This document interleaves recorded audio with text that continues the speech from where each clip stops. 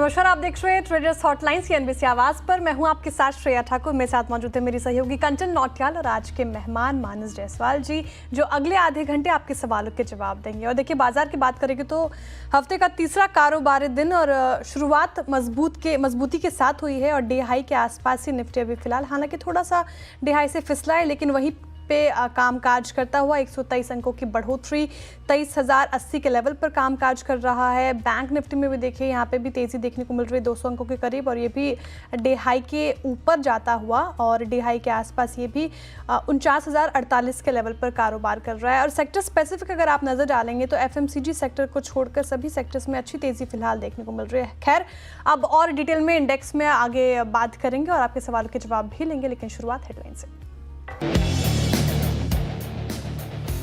बाजार में दूसरे दिन रिकवरी का मूड, निफ्टी 100 पॉइंट से ज्यादा चढ़कर 23,100 के करीब। बैंक निफ्टी फ्लैट, लेकिन मिड कैप और स्मॉल कैप में शानदार खरीदारी, करीब 2% उछले दोनों इंडेक्स। आईटी और कैपिटल गुड्स में शानदार तेजी, दोनों इंडाइसेस करीबन 2% चढ़े। आईटी शेयर्स में ओरेकल, एलटीटीएस और पर्सिस्टेंट में 3 से 5% का उछाल। मेटल और रियलिटी में भी देखी जा रही है खरीदारी, लेकिन एफएमसीजी शेयर्स में आज प्रेशर। बाजार को पसंद आए बजाज ऑटो के नतीजे, शेयर में 3% से ज्यादा का उछाल। क्वार्टर 3 में 20% से ज्यादा रहा मार्जिन, मुनाफा 3% बढ़ा। दूसरी ओर नतीजों के बाद एक्साइड में भी 5% का उछाल, वहीं टीवीएस 6% से ज्यादा उछाल के साथ वायदा के टॉप गेनर्स में शामिल। क्वार्टर 3 में डबल से ज्यादा मुनाफे से बीएचईएल में जोश, शेयर 4% से ज्यादा ऊपर। कंपनी के मार्जिन्स में भी दिखा सुधार। अच्छे नतीजों के बाद जीएमआर एयरपोर्ट्स में भी रौनक, लेकिन कमजोर नतीजों के बाद फिसला जेएसडब्ल्यू एनर्जी, बना एक्सीडेंट ऑफ द डे।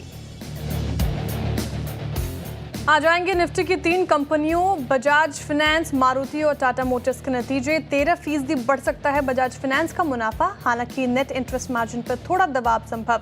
साथ ही वायदा की 7 कंपनियों के नतीजों का रहेगा इंतजार। सीसीईए की बैठक में एथेनॉल की कीमत बढ़ाने पर हो सकता है फैसला। बी हैवी, सी हैवी मोलेसिस समेत केन जूस की बढ़ सकती है कीमतें, आवाज की एक्सक्लूसिव खबर। आईटीसी होटल्स ने 188 रुपए प्रति शेयर के भाव पर की शुरुआत, लेकिन लिस्टिंग के बाद शेयर में 5% का लोअर सर्किट। होटल कारोबार डीमर्जर के बाद हुई अलग listing.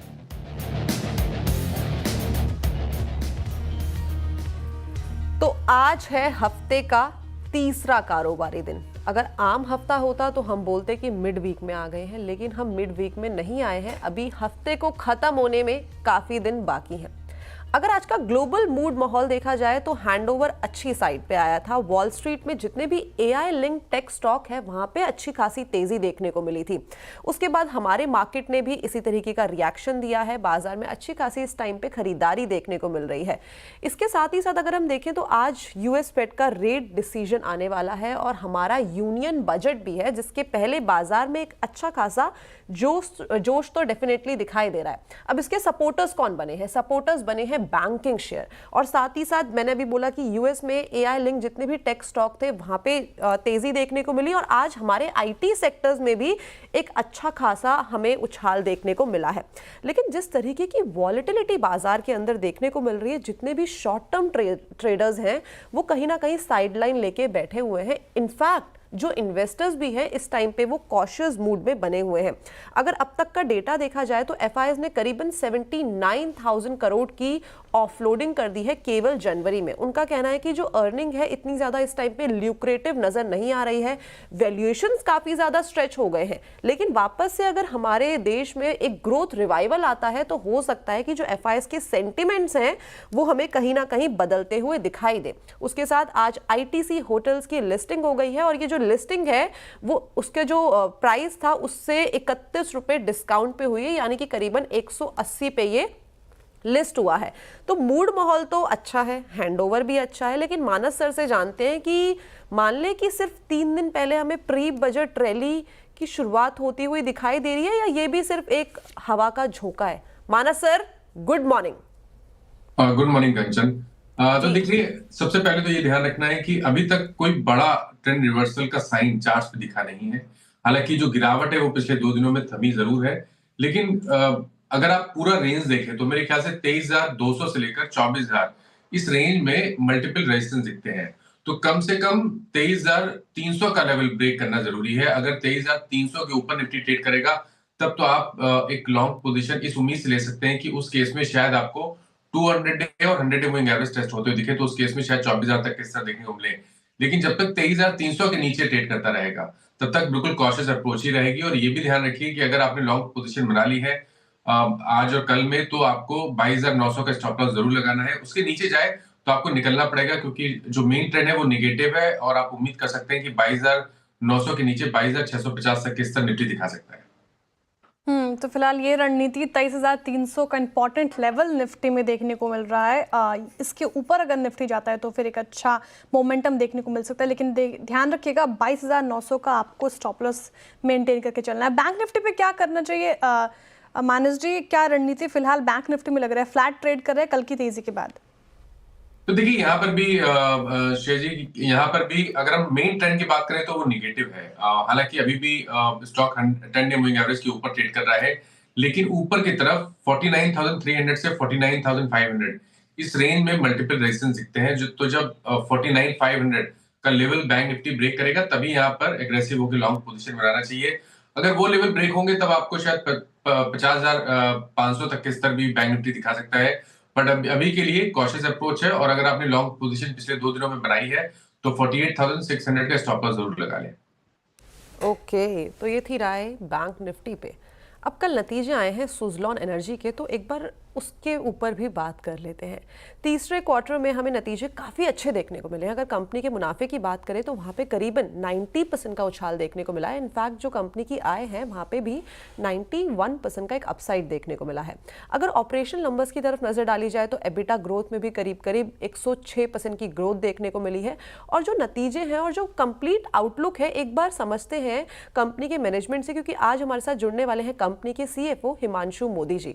First of all good morning Himanshu जी।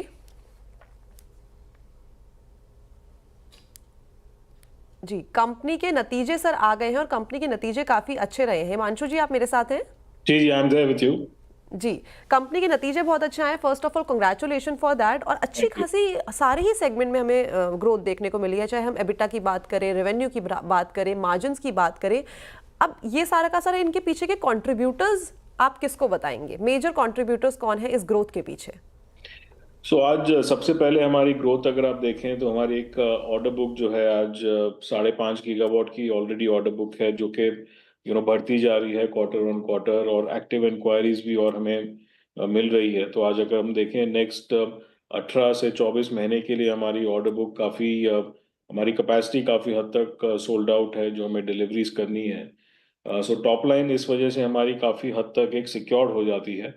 उस वजह से हमारे जितने भी सप्लाई चेन की हम नेगोशिएशन करते हैं या हमारे कॉस्ट हैं, वो हम उसको बेटर मैनेज कर पाते हैं, जितने भी हमारे वेरिएबल कॉस्ट हैं, क्योंकि एक बेटर प्रेडिक्टेबिलिटी आ जाती है बिजनेस मॉडल में, जिस वजह से आप कॉस्ट को अंडर कंट्रोल कर पाते हैं। एंड दोनों के फैक्टर्स को मिला के ऑब्वियसली प्रॉफिटेबिलिटी में we see a good growth coming forward. जी, हिमांशु जी, श्रेया बात कर रही हूँ। Very good morning. और जैसा कि कंचन ने कहा, बहुत अच्छे नतीजे आपने पेश किए, कॉन्ग्रेचुलेशंस फर्स्ट ऑफ ऑल। लेकिन सर, आपने कैपेसिटी एक्सपेंशन की बात की, 5.5 गीगावाट आप इस पे काम कर रहे हैं। इसके अलावा क्या लग रहा है इंडिया में कैसे आप कैपेसिटी एक्सपेंशन करेंगे, जिस तरीके से एनर्जी और रिन्यूएबल सेक्टर एक फोकस रहा है भारत में? अभी हमारी कैपेसिटी विंड टर्बाइंस के लिए 4.5 गीगावाट की हो चुकी है। हमने अपनी कैपेसिटी जो कि करीब 3.25 गीगावाट की होती थी उसको एक्सपैंड किया है। हमारे नए प्लांट्स हैं जो पौंडीचेरी में, अभी उसको हमने कमिश्निंग करी है। हमारे नए मोल्ड्स हैं जो ब्लेड्स बनाने के लिए काम आते हैं, वो ऑर्डर हो चुके हैं, आ चुके हैं, तो वो अभी धीरे धीरे कमिश्निंग हो रही है उनकी।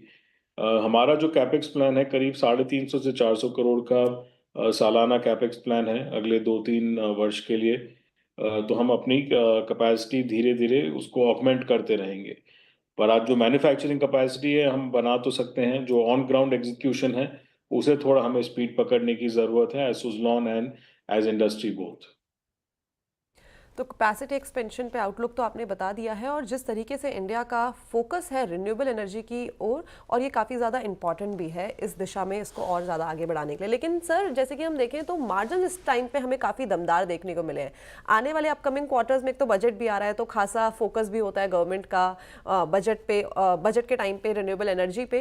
क्या लगता है कि मार्जिन यहाँ से हमें और एक्सपैंड होते हुए दिखाई देंगे या करंट लेवल्स पे ये स्टेबलाइज होंगे? देखिए, आने वाले एक आध क्वार्टर में तो आई डोंट थिंक कि मार्जिन में हमें ज़्यादा फर्क देखने मिलेगा, बट ऑफ कोर्स हमारी एफर्ट्स रहेंगे to try and keep expanding, but not in the near future. जहाँ तक बजट का सवाल है, हमारा बस यही है कि जो 500 गीगावाट की एक 2030 तक रिन्यूएबल एनर्जी सेक्टर, सोलर और विंड दोनों मिला के एक इम्प्लीमेंटेशन होना है। आई थिंक सारी इंडस्ट्री उस तरफ लगी हुई है, एंड उस चीज़ को एक टारगेट फोकस रखते हुए जितने भी पॉलिसी इनिशिएटिव्स या सॉप्स हैं वो यूनिडायरेक्शनल होने चाहिए। बिल्कुल। सर आपने बजट की बात की, लेकिन एक सवाल मेरा पहले ये कि सोलर और विंड किस तरफ आपका रुझान ज़्यादा है? सोलर की तरफ आप ज़्यादा झुकाव रखते हैं या विंड एनर्जी की तरफ आप ज़्यादा काम करते आगे देखेंगे? साथ ही बजट से क्या एक्सपेक्ट कर रहे हैं? क्या लग रहा है आपको कि एलोकेशन में ज़्यादा चीज़ें देखने को मिल सकती है बजट में? हम लोग आज प्योर विंड कंपनी हैं। हम लोग सोलर में कोई भी काम नहीं करते, तो हम turbine manufacturing, EPC execution, O&M, सारा हमारा focus and concentration totally wind है आज की तारीख में। ऑब्वियसली बजट से जो है हमारी एक्सपेक्टेशन यही है कि जैसे मैंने पहले कहा कि करीब 100 गीगावाट विंड इंडस्ट्री का इम्प्लीमेंटेशन होना है। 2030 तक 100 गीगावाट तक पहुंचना है इंडस्ट्री को, एंड उस डायरेक्शन में जाने के लिए, उस दिशा में जाने के लिए जो भी एक पॉलिसी इनिशिएटिव्स चाहिए या सॉप्स चाहिए, वो एक यूनिडायरेक्शनल ऑब्जेक्टिव होना चाहिए। यही हमारी बजट से एक्सपेक्टेशन है। तो बजट से क्या है एक्सपेक्टेशन, और बजट आते आते हर किसी की एक्सपेक्टेशन हम यहाँ पे जानने की कोशिश करते हैं और देखते हैं कि बजट में किसकी एक्सपेक्टेशन डेफिनेटली पूरी होती है। बट सर मैं ये पूछना चाहूँगी कि कोई ऐसा न्यू मार्केट भी है जहाँ पे अपने अपने प्रोजेक्ट के लिए बिड कर रहे हैं, और जिस तरीके से हम देख रहे हैं कि इंडिया का विंड एनर्जी की तरफ जो डेवलपमेंट है वो काफ़ी ज़्यादा बढ़ता जा रहा है, तो आपका कोई और नया प्लान कि जहाँ पे आप इन्वेस्ट करने वाले हैं? नॉट पर से, मतलब हमारे जो 7 या 8 स्टेट्स हैं, विंडी स्टेट्स जो हम कहते हैं, उनमें हमारा काफ़ी इक्वल कंसंट्रेशन है, and we will continue that. तो हमें ऐसा नहीं कि कोई एक पर्टिकुलर स्टेट की तरफ हमारा कोई पर्टिकुलर रुझान है, बट हमारी इन्वेस्टर प्रेजेंटेशन में भी आप देखेंगे जो हमारी 5.5 गीगावाट की एक ऑर्डर बुक है। हमारे पास ऑर्डर्स सारे स्टेट में हैं, चाहे वो राजस्थान हो, गुजरात हो, महाराष्ट्र हो, आंध्रा हो, कर्नाटक हो, तो तमिलनाडु, सारे स्टेट्स में हमारी एक इक्वल कंसंट्रेशन ज्योग्राफिकल स्प्रेड हो चुकी है। सर ये तो इंडिया की आपने बात बताई, कोई कंपनी का भी प्लान है कि ऑफशोर भी इसे लेके जाया जाए? ऑफशोर विंड टर्बाइंस, हालांकि गवर्नमेंट ऑफ इंडिया की कुछ इनिशिएटिव्स आए हैं जो एक अर्ली स्टेज पे हैं। अभी हम लोग उसमें, मतलब obviously we keeping our eyes and ears open, हम उस पे देख रहे हैं कि कैसे क्या डेवलपमेंट्स होती हैं। हमें लगता है कि मार्केट थोड़ा आज की तारीख में प्री मेच्योर है ऑफशोर के लिए, क्योंकि ऑनशोर टर्बाइन पोटेंशियल ऑल्दो इतना है कंट्री में कि वही नहीं टैप हुआ है आज तक। तो ऑफशोर हालांकि थोड़ी लॉन्ग टर्म स्टोरी है, but we will keep our eyes and ears open on how that market pans out. Okay, तो इंडिया में तो जो ग्रोथ है वो इंटैक्ट है, बट हाँ आगे चल के हो सकता है कि डेफिनेटली ऑफशोर मार्केट में भी हमें एक डेवलपमेंट होता हुआ दिखाई दे। बट सर अगर ग्रोथ आउटलुक की बात करी जाए तो आगे के लिए क्या गाइडेंस है in terms of revenue, EBITDA and operational numbers? हम एज मैनेजमेंट कोई गाइडेंस नहीं देते हैं। ये हमने क्वार्टर ऑन क्वार्टर हम रिपीट करते हैं। हमारे करीब आधा डजन एनालिस्ट रिपोर्ट्स हैं, जो इन्वेस्टर्स एक्सेस कर सकते हैं उन्हें। मैं सिर्फ इतना ही कहूँगा कि जो 5.5 गीगावाट की हमारी ऑर्डर बुक है, वो आने वाले 2 वर्ष में हमें एग्जीक्यूट करनी है, एंड एक्टिव ऑर्डर पाइपलाइन भी काफ़ी सिग्निफिकेंट है। हाँ ठीक है सर, बहुत बहुत शुक्रिया हमारे साथ जुड़ने के लिए, तमाम सवालों के जवाब देने के लिए, और all the best for upcoming quarter sir. शुक्रिया हिमांशु जी। अब अगले कॉलर की तरफ मुड़ते हैं और देबाशीष जी के तरफ चलते हैं, उड़ीसा से हमारे साथ जुड़ रहे हैं। Debashish, very good morning. Good morning ma'am. Good morning sir. जी सर, आपका सवाल। आईसीआईसीआई बैंक पे इनका सवाल है और आईसीआईसीआई बैंक इन्होंने 1233 के लेवल पर खरीद रखा है 150 शेयर्स और 1250 पे फिलहाल अभी ट्रेड कर रहा है और आधी फीसदी की तेज़ी इसमें देखने को मिल रही है। मानस जी, चार्ट देखिए आईसीआईसीआई बैंक का, Q3 नतीजे अच्छे पेश किए इस कंपनी ने, उसके बाद हमें एक रैली भी देखने को मिली, आज भी बढ़त के साथ ही कामकाज करता हुआ। लेकिन फिलहाल करना क्या चाहिए देबाशीष जी को? प्रॉफिट में तो बैठे, होल्ड कर रहे? आई थिंक होल्ड करना चाहिए और टाइम फ्रेम थोड़ा सा बड़ा रख के चलें, करीब 3 से 4 हफ्ते के टाइम फ्रेम के हिसाब से चलें तो उम्मीद कर सकते हैं कि जो पिछला हाई 1350 का था स्टॉक उसको टच करने की कोशिश करेगा। ध्यान रखिए स्टॉक करेक्ट हुआ था और 50 वीक मूविंग एवरेज पे ही सपोर्ट लिया है, तो 1189 के स्टॉप लॉस से पोजीशन को होल्ड करें, 1350 के टारगेट सेट करें। तो ये थी राय आईसीआईसीआई बैंक पर। चलिए आगे बढ़ा जाए और हरियाणा चलते हैं अब सीधा सोनीपत से विकास जी हमारे साथ जुड़े हैं। विकास जी नमस्कार। Good morning madam. Good morning sir, क्या सवाल है आपका? मेरे वोल टाइम ट्रांसफार्मर पे ना मैडम 15 शेयर है 10,800 के प्राइस पे, तो और मैं इसको 2-3 महीने के लिए रख सकता हूँ, तो क्या व्यू रहेगा मैडम इसका? ओके, लेकिन ये तो करेक्ट होके काफी नीचे आ गया, आज तो 6% की तेजी देखने को मिल रही है। और कल भी जब हम देख रहे थे कि कैपिटल गुड के जो बाकी शेयर है वहां पे एक डिक्लाइन देखने को मिला था, वोल्टाम्प ने अपने 52 हफ्ते के हाई को के आसपास, मतलब काफी तेजी इसमें देखने को मिली थी। सॉरी माय बैड, 52 हफ्ते के हाई पे नहीं आया था, बट हाँ अच्छी खासी तेजी इसमें देखने को मिली थी। और आज भी इसमें जो तेजी है वो सस्टेन है, 6% की तेजी है, लेकिन अभी भी अपने जो खरीदारी का भाव है वहां से काफी नीचे है। माना सर 2-3 महीने में क्या इतने बड़े लेवल्स आ सकते हैं? तो देखिए कंचन जी, ये ध्यान रखना है कि जो ट्रेंड है वो नेगेटिव है, लोअर टॉप लोअर बॉटम्स का ट्रेंड है, इंपॉर्टेंट मूविंग एवरेजेस के नीचे ट्रेड कर रहा है और उम्मीद कर सकते हैं कि गिरावट बढ़ भी सकती है, शायद 6600 तक के स्तर स्टॉक दिखा सकता है। उससे पहले कोई रिकवरी देखने को मिले और आप जितना लॉस बेयर कर सकते हैं उस हिसाब से आपको पोजीशन से निकलना चाहिए, क्योंकि ये स्ट्रक्चर चाहे medium to long term chart में देखें तो वहां पर भी वीक ही दिखेगा आपको। तो उछाल पे बिकवाली करने की स्ट्रेटेजी को यूज करना है और फ्रेश खरीदारी 10,200 के ऊपर ही अब करनी है। फ्रेश खरीदारी 10,200 के ऊपर खरीदनी है, फिलहाल एग्जिट करने की सलाह, क्योंकि काफ़ी ज़्यादा लॉस देख रही थी मैं आपको हो रहा है। खैर अब आगे भी हम बात करेंगे, लेकिन वक्त कुछ चुका है एक छोटे से ब्रेक का। ब्रेक के बाद फिर हाजिर होते हैं, आप देखते रहिए CNBC आवाज़। वेलकम बैक, आप देख रहे हैं ट्रेडर्स हॉटलाइन CNBC आवाज़ पर और वक्त हो चुका है हम अपने सोशल मीडिया व्यूअर्स के साथ जुड़े और उनके सवाल ले। देखिए यूट्यूब से मैं सवाल लेना चाहूँगी। प्रमोद कुमार जी इरेडा पे पूछ रहे हैं और मानस जी इरेडा जैसा स्टॉक मतलब मुझे लगता है सभी के पोर्टफोलियो में होगा, जिस तरीके से इसने अपनी मतलब चार्ट के थ्रू देखें तो इसमें अच्छी तेज़ी देखने को मिल रही है। इरेडा में क्या करना चाहिए? जिनके पास है वो होल्ड करे कंसिडरिंग बजट भी है, या फिर अभी फिलहाल एवरेजिंग करने की भी सलाह रहेगी इस लेवल पर?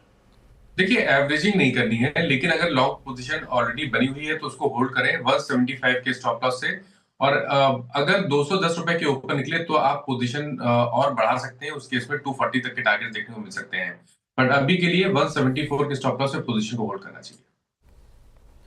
ओके, तो ये थी राय इरेडा पर। माना सर आज ITC होटल की लिस्टिंग हुई है और 31% डिस्काउंट पे लिस्टिंग हुई है, क्या लगता है क्या करना चाहिए ITC होटल्स में? तो देखिए इस पे कमेंट नहीं कर पाऊंगा क्योंकि इसके चार्ट्स अवेलेबल नहीं है, तो इस पे कमेंट करना मुश्किल है। ओके ठीक है, कोई बात नहीं, मैं दूसरा सवाल ले लेती हूँ। गुजरात अंबुजा सीमेंट का चार्ट खोलिए सर एक बार। इसमें जो खरीदारी का भाव है वो है करीबन 168 का, और इस टाइम पे जो स्टॉक है वो करेक्ट होके आ गया है करीबन 117 रुपए में। आने वाले 6 महीने में वापस से 160 तक के लेवल आते हुए दिखाई दे रहे हैं? मैं स्टॉक का नाम नहीं सुन पाया, please repeat sir Gujarat Ambuja export. Okay, Gujarat Ambuja exports, बिल्कुल। तो देखिए यहाँ पर जो कंसोलिडेशन है, ध्यान रखिए ये 200 डे और 200 वीक मूविंग एवरेज के नीचे ट्रेड हो रहा है, तो आपको थोड़ा ध्यान रख के ट्रेड करना चाहिए, या तो पोजीशन बना के रखनी है। 107 का स्टॉप लॉस लगा ली, सबसे पहला काम यही करना है आपको। ऊपर की तरफ 125 से 135 इस रेंज में मल्टीपल रेजिस्टेंस दिखते हैं। अगर 135 के ऊपर निकलेगा तभी स्ट्रेंथ देखने को मिलेगी, उस केस में 165 तक के टारगेट्स देखने को मिल सकते हैं, बट अभी के लिए 108 के स्टॉप लॉस से पोजीशन को होल्ड किया जा सकता है। ठीक है, फिलहाल तो पोजीशन होल्ड करने की सलाह है। और बजाज ऑटो का चार्ट देखें सर, रिजल्ट ठीक लगे, ब्रोकरेजेस बुलिश भी नज़र आ रहे हैं और तेज़ी इसमें देखने को मिल रही है, 2.5% से ज़्यादा की तेज़ी 8607 के लेवल पर कामकाज कर रहे हैं। जिनके पोर्टफोलियो में है वो क्या करे? भी फिलहाल होल्ड करने की सलाह रहेगी, और जो फ्रेश बाइंग करना चाह रहे हैं क्या इन लेवल्स पे एंट्री करना ठीक रहेगा? देखिए, जिनके पास पोजीशन है वो पोजीशन को होल्ड कर सकते हैं 8200 के स्टॉप लॉस के साथ। फ्रेश खरीदारी की राय 9200 के ऊपर ही रहेगी, जहां पर 200 डे मूविंग एवरेज है। उसके ऊपर अगर निकले तभी खरीदारी करनी है, उससे पहले फ्रेश खरीदारी नहीं करनी है। ओके, तो ये थी राय बजाज ऑटो पे। और आज सारे ही ऑटो पैक में हमें एक जोरदार एक्शन देखने को मिल रहा है, नंबर्स भी आने वाले हैं। लेकिन अब थोड़ा सा इस टॉपिक को डाइवर्ट करते हैं और चलते हैं सीधा ग्रोथ कोड में, जो कि ग्रो और सीएनबीसी आवाज़ की एक खास पहल है। चाहे आप ट्रेडिंग में नए हो या फिर एक एक्सपीरियंस्ड, हमारा जो मोटिव है वो आपको मार्केट की जो बारीकियां हैं उसके बारे में बताने का है और सही ट्रेडिंग स्ट्रैटेजीज को प्रोवाइड करने का है। और इस विषय में हमारे साथ ऑलरेडी मानस सर तो जुड़े हुए हैं, तो आइए देखते हैं कि इस हफ्ते हमें कौन सा सवाल मिला है। हमें सनन सेठ जी ने पूछा है ये बेसिकली पुणे है कि एफएनओ ट्रेडिंग में वो कम्प्लीटली न्यू है और पर्टिकुलरली जिस टाइम पे एक्सपायरी का टाइम होता है उस टाइम पे उन्हें काफ़ी ज़्यादा मुश्किलों का सामना करना पड़ता है। क्या आप उन्हें कुछ ऐसी कॉमन मिस्टेक के बारे में बता सकते हैं जो ट्रेडर्स बेसिकली एक्सपायरी वाले वीक में करते हैं और उससे किस तरीके से हम बच सकते हैं? देखिए, एक्सपायरी वाले वीक में ट्रेड करना सबसे मुश्किल काम होता है, इसलिए कुछ पॉइंट को बिल्कुल ध्यान में रखना चाहिए। सबसे मुश्किल होता है थीटा डिके को मैनेज करना, क्योंकि जब टाइम एक्सपायरी के बहुत पास में होता है तो उस जो प्रीमियम में टाइम वैल्यू होती है वो बहुत तेजी से कम होती है, तो उसको मैनेज करना बहुत ध्यान से करना चाहिए। बेहतर रहता है कि जो एक्सपायरी वीक हो उसमें उस वीक के नहीं, उसके नेक्स्ट वीक या तो उसके नेक्स्ट मंथ के एक्सपायरी के ऑप्शंस में ट्रेड करें। सेम वीक में के ऑप्शंस में ट्रेड ना करें तो बेहतर रहेगा, क्योंकि जो थीटा डिके होता है उसको मैनेज करना बहुत मुश्किल होता है। दूसरी चीज ध्यान रखनी है कि नॉर्मली हम देखते हैं जो एक्सपायरी वीक होता है उसमें वोलेटिलिटी बहुत ज्यादा होती है, तो इम्प्लाइड वोलेटिलिटी हाई होने की वजह से प्रीमियम भी हाई होते हैं, जिसको आपको मैनेज करना थोड़ा मुश्किल होता है। इसीलिए यहाँ पर भी स्ट्रेटेजी वही यूज करनी है कि आप जो नेक्स्ट एक्सपायरी उस पर ट्रेड करें, और या तो अगर आप ट्रेड कर भी रहे हैं सेम वीक के ऑप्शंस पे तो स्टॉप लॉस जरूर लगा के करें, बिना स्टॉप लॉस के ट्रेड ना करें। तीसरी इंपॉर्टेंट चीज है कि जब आप एक्सपायरी के बहुत पास हो तो एट द मनी ऑप्शंस में ही ट्रेड करें, out of the money option में ट्रेड ना करें, क्योंकि वहां पर जो थीटा डिके होता है वो बहुत फास्ट होता है, उसके प्रीमियम जीरो होने के चांसेस बहुत ज्यादा होते हैं। तो एट द मनी ऑप्शंस में ट्रेड करें और वहां पर स्टॉप लॉस जरूर लगा लें, क्योंकि आप ध्यान रखिए अगर ट्रेड आपके अगेंस्ट में जाएगा तो एट द मनी ऑप्शंस के भी प्रीमियम जीरो होने में बहुत ज्यादा समय लगेगा नहीं, तो वहां पर स्टॉप लॉस जरूर लगा लें, लेकिन एट द मनी पे ट्रेड करें। और जब भी ट्रेड करें, जब आप बिल्कुल एक्सपायरी के बिल्कुल पास हो तो बेहतर रहता है कि छोटे टारगेट, छोटे स्टॉप लॉस, छोटे टाइम फ्रेम के साथ करें। इंट्राडे में ट्रेड कर लें, जहां आपके टारगेट छोटे हो, छोटे स्टॉप लॉस हो, तो वो बेहतर रहता है। ओके, तो ये है सर की खास पहल। सर ने बताया कि किस तरीके से आप एक्सपायरी के वीक में बच सकते हैं। Thank you so much Manas sir, हमारे साथ जुड़ने के लिए, बढ़िया जानकारी शेयर करने के लिए। Thanks a lot for joining us today. चलिए, अब ट्रेडर्स हॉटलाइन को यहीं पे समेटते हैं, लेकिन आप जुड़े रहिएगा सीएनबीसी आवाज़ के साथ। और बजट को अब कुछ ही दिन बाकी हैं, तो एक सीएनबीसी की तो पहल है, हम आपसे आपकी बजट उम्मीदें पूछ रहे हैं, लेकिन आप हमारे सोशल मीडिया प्लेटफॉर्म पे भी जो भी आपकी बजट से उम्मीदें हैं या फिर आपको लग रहा है कि बजट में ऐसे बदलाव हो सकते हैं, एंटिसिपेटेड है, वो भी आप हमें लिख के भेज सकते हैं। तो चलिए श्रेया, आप आगे बढ़ाइए खिलाड़ी नंबर 1 के साथ। मैं लेती हूँ अलविदा, लेकिन जुड़ी रहूंगी अपने सोशल मीडिया प्लेटफॉर्म्स के थ्रू।